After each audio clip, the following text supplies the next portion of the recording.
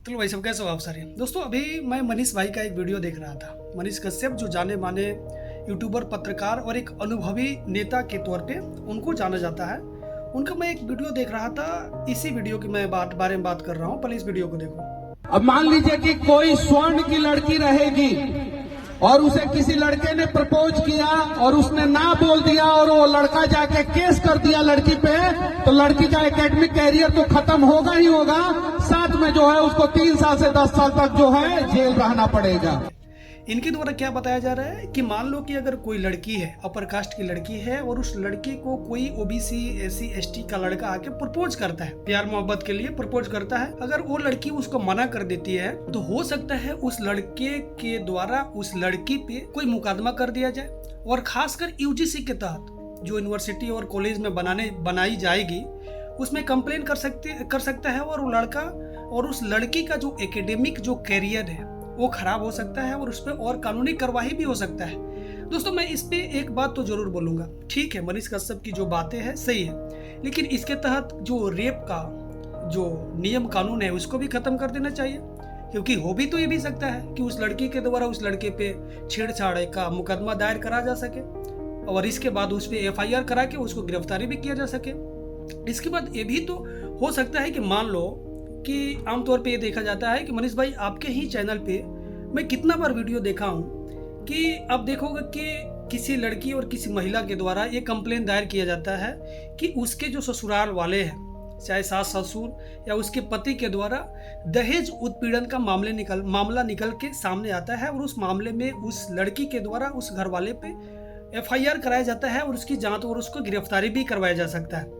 तो आपके हिसाब से इस नियम और इस कानून को भी खत्म कर दिया जाए, क्योंकि फर्जीवाड़ा होने का तो चांस इसमें भी है।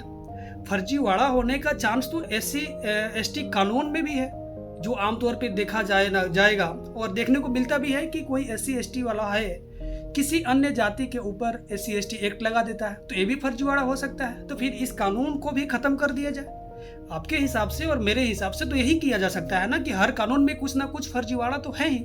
तो ऐसा नहीं है। सबसे पहले हम लोग समझ लेते हैं कि आखिरकार जो यूजीसी के द्वारा 2026 का जो प्रमोशन करके बनाया गया है हर एक यूनिवर्सिटी, हर एक विद्यालय में, आखिरकार ये है क्या, इसका प्रोसेस क्या है कि इस प्रोसेस के जरिए किसी भी अपर कास्ट के लड़के के ऊपर कंप्लेन दायर किया जा सकता है। इसका जांच का क्या मुख्य उद्देश्य है, कैसे जांच होगा, और इस कमेटी बनाई जाएगी, इस कमेटी में कौन कौन जाति के लोग होंगे, इसके बारे में हम लोग बात कर लेते हैं। तो जो भी चीजें हैं क्लियर हो जाएगा। हाँ ये बात सही है कि इसमें कुछ चीजें हैं जिसको चेंज करने की जरूरत है।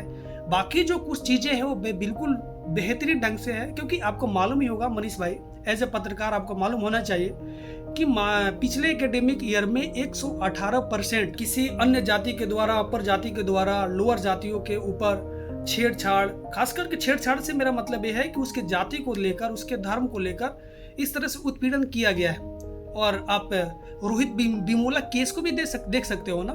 रोहित बिमोला केस वही केस था ना कि उस उत्पीड़न के कारण वो जो लोअर कास्ट के जो लड़का था सुसाइड कर लिया, और उसी सुसाइड करने के बाद जो सुप्रीम कोर्ट के द्वारा ये जो निर्देश आया है, और उस निर्देश के जरिए एक कानून और एक नियम आया है, जिस नियम और जिस कानून पे आज जो भी अपर कास्ट और लोअर कास्ट के जो भी लोग हैं 2 भागों में बटा हुआ नजर आ रहा है, जिसमें से एक आप भी है। समझ रहे हो ना। तो आगे हम बात कर लेते हैं एक्चुअली में इसमें है क्या। अगर हम ये समझे कि यूजीसी है क्या, तो यूजीसी के द्वारा 2026 में एक promotion of equality in higher education institutions regulation 2026 लाया गया है। इसमें ये कहा गया है कि SC ST और OBC और इसके साथ अन्य माइनॉरिटीज जो ग्रुप है, उस ग्रुप के स्टूडेंट, टीचर, स्टाफ के साथ जो होने वाले भेदभाव है उसको रोका जा सकता है। इसके द्वारा यह किया जा सकता है कि हर एक हायर एजुकेशन जो इंस्टीट्यूट है उसमें एक इक्वल अपॉर्चुनिटी सेल या सेंटर बनाया जाएगा, जिसको EOC के नाम से जाना जाएगा, जिसमें एक एंटी डिस्क्रिमिनेशन ऑफिसर्स होगा। और ऐसा नहीं है कि इस भेदभाव के मामले में डायरेक्ट आपकी गिरफ्तारी हो जाए, ऐसा नहीं है। इसमें वार्निंग भी दिया जा सकता है और वार्निंग के साथ साथ पेनाल्टी भी या फाइन भी लग सकता है, और मामला काफी गंभीर है तो SC ST एक्ट के तहत आपकी गिरफ्तारी भी हो सकती है, जो कि आज से नहीं है। SC ST एक्ट पहले से ही है, समझ सकते हो मेरी बात को। और दोस्तों इस नियम को लाने के पीछे भी एक बहुत बड़ा कारण यह है कि पिछले कुछ सालों में जो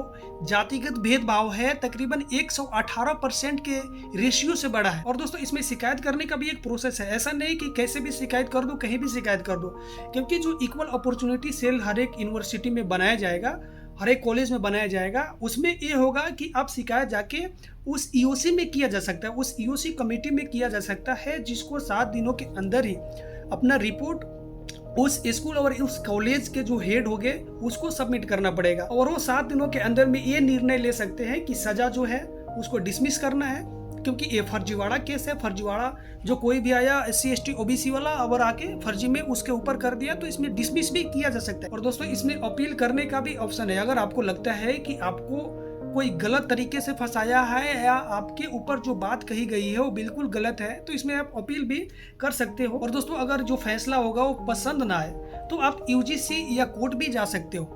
आपको अपील करने का भी आज़ादी है। ऐसा नहीं कि अगर जो EOC जो कॉलेज में बनाया गया है इक्वल अपॉर्चुनिटी सेल अगर जो बोल दिया तो उसको मानना ही पड़ेगा। नहीं, आप आगे भी आपका जो कार्रवाई किया जा सकता है अगर आपको लगे कि हाँ हमारे ऊपर जो निर्णय दिया गया है वो सही नहीं है, जो फैसला दिया गया है वो सही नहीं है। लेकिन हाँ, जो बात करें कि इसमें कुछ गलत चीज़ें क्या है, जो मुझे लगता है कि अब जो EOC बनेगा, इक्वल अपॉर्चुनिटी सेल बनेगा, उसमें SC ST OBC महिला और दिव्यांग को ही इस कमेटी में रखा जा सकता है। इसमें ये प्रोविजन नहीं है कि किसी जनरल या अपर कास्ट के लोगों को भी इस कमेटी में रख सकते हो, जो कि मेरे ख्याल से होना चाहिए। कोई ना कोई जनरल कैटेगरी का इस कमेटी में होनी चाहिए, ताकि जो कंप्लेन करने वाला है SC ST OBC और उस कमेटी में बैठे लोग जो है वो एक ही जाति के होने के कारण जो मामला है, जो सुनवाई है, कहीं गलत डायरेक्शन में ना चला जाए या फिर जाति को देखते हुए फैसला ना आ जाए। तो ये मेरे ख्याल से इसमें होनी चाहिए।